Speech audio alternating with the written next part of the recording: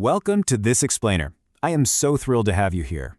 You know, if you're learning English, that very first hurdle is often the absolute most intimidating, right? Introducing yourself. It can feel really nerve-wracking to figure out exactly what to say when you meet someone for the very first time. But honestly, don't worry, because today we're going to fix that. Okay, let's dive into this and master your first English introduction together in simple, clear steps. Here's our agenda for today. We're looking at 1. Greetings in your name. 2. Countries and occupations. 3. A quick checkpoint quiz. 4. The full introduction. 5. Real conversation practice. And 6. A final speaking challenge. All right, Section 1. Greetings and your name. The very first steps. So, this is the fundamental building block of literally any conversation. When you meet someone, you always start with a greeting. I'm going to read each one of these slowly. After I speak, I want you to repeat the phrase out loud wherever you are. Ready? Hello. Hi. Good morning. Great job. Okay, now let's learn how to actually say your name, and we'll use Suraj as our example here. I'm going to guide you with a very slow, enunciated pace. Again, repeat after me, but go ahead and substitute your own name. My name is Suraj. I am Suraj.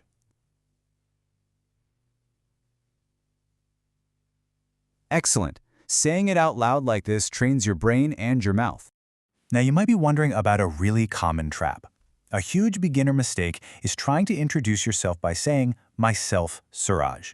Actually, scratch that. It's just completely incorrect in English. You want to always use the full, correct phrase, my name is Suraj. Don't cut corners, make sure to use the whole phrase every single time. Moving right along to Section 2, Countries and Occupations, adding the details. So now that people know your name, they usually want to know a little more about you. Let's practice stating our home country. Listen closely and repeat after me. I am from Nepal.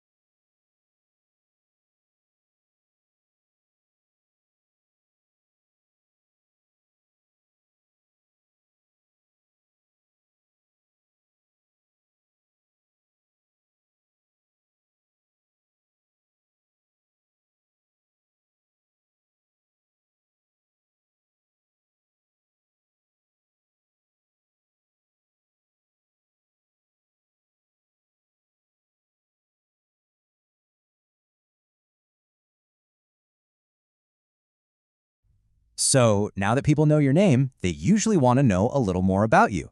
Let's practice stating our home country. Listen closely and repeat after me. I am from Nepal.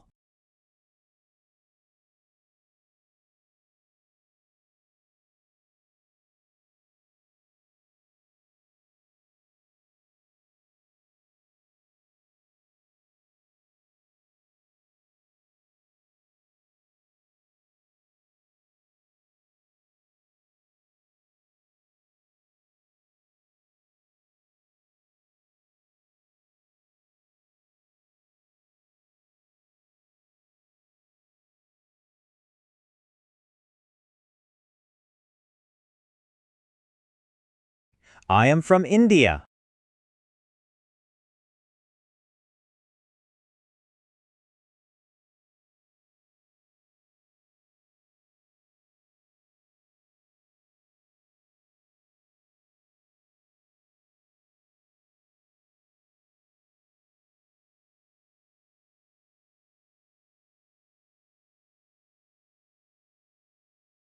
Perfect.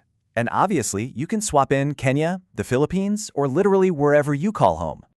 Here is another super common trap to avoid, saying, I from Nepal. Well, what's missing there? We must absolutely never forget the little word am when we're talking about our home country. The correct sentence is, I am from Nepal. That word am is basically the glue holding the whole sentence together. Next up, people are definitely going to ask, what do you do? Which simply means, what is your job? Let's practice saying I am a right before these common jobs. I am a student. I am a cleaner. I am a driver. I am a warehouse worker. I am a teacher. Fantastic. You're doing great. Okay, section 3. Checkpoint quiz. Test your memory. Let's just make sure these building blocks are actually sticking in your mind. Which sentence is correct? Is it A, I from Nepal, or B, I am from Nepal? If you guessed option B, you are absolutely correct. Remember, we really need that connecting word am. Let's try the second quiz question. Which sentence is correct? Is it A, myself Suraj, or B, my name is Suraj? And the answer is option B again. My name is Suraj. Give yourself a pat on the back for that correct answer. You are actively growing your language skills right now. Let's move to section 4. The full introduction. Putting it all together. So far, we've practiced isolated sentences, right? But natural speech is really about stacking these simple blocks together to create a fluent introduction. Let's see how this builds when we synthesize our greeting, name, origin, and job into a single paragraph. Listen to how beautifully this flows. Hello, my name is Suraj. I am from Nepal. I am a warehouse worker. Nice to meet you. See how simple, clean, and confident that sounds? All right, section 5. Real conversation practice with Emma and Suraj.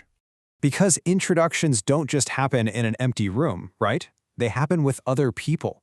We're now going to simulate a real-world dialogue. I'll role-play both voices nice and slowly. Emma says, hello, what's your name? And Suraj replies, my name is Suraj. Notice how Emma's question directly triggers the exact phrase we mastered earlier. The conversation continues. Emma asks, where are you from? Suraj answers confidently, I am from Nepal. He doesn't panic at all. He just uses his simple building block. And finally, we get to the occupation. Emma asks, what do you do? Suraj replies, I'm a warehouse worker. And then he adds this wonderful polite closing, nice to meet you. Emma would likely reply, nice to meet you too. And honestly, this brilliantly illustrates a perfect, polite, confident first meeting. It really is that simple. Which brings us to section 6, the final speaking challenge. Your turn. Okay, I'm now turning the floor entirely over to you. I'm going to ask you a question, and then I'll remain completely silent for 5 full seconds. I want you to speak loudly, clearly, and confidently out loud. Let's do this.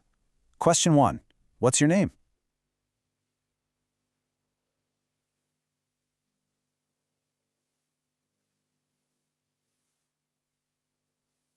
Great. You should have said, my name is, followed by your name. Let's keep going. Question 2. Where are you from?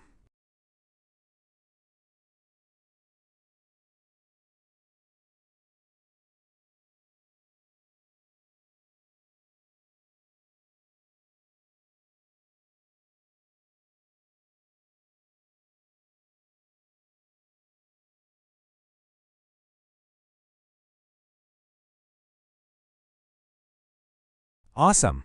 I am from, followed by your country. You are doing fantastic. Just one more. Here's the final challenge question.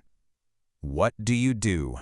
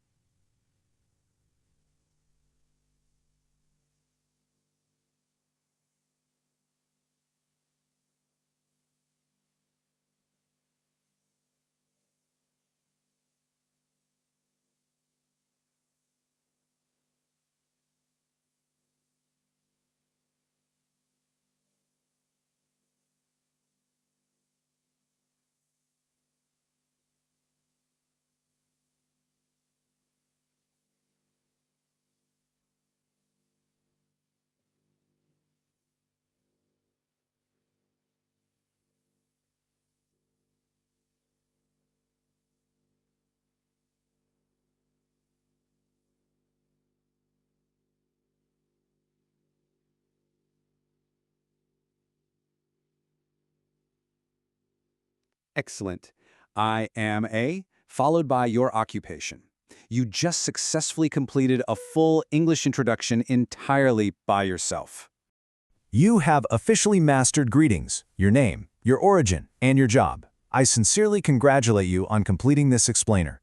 You took the time, put in the practice, and built the absolute perfect foundation today. But, just knowing it isn't quite enough. You have to use it. So I challenge you to prove your new skills to the world right now. Scroll down to the comments and type, "My name is blank, I am from blank." Take that brave first step. Keep practicing, and I'll see you next time.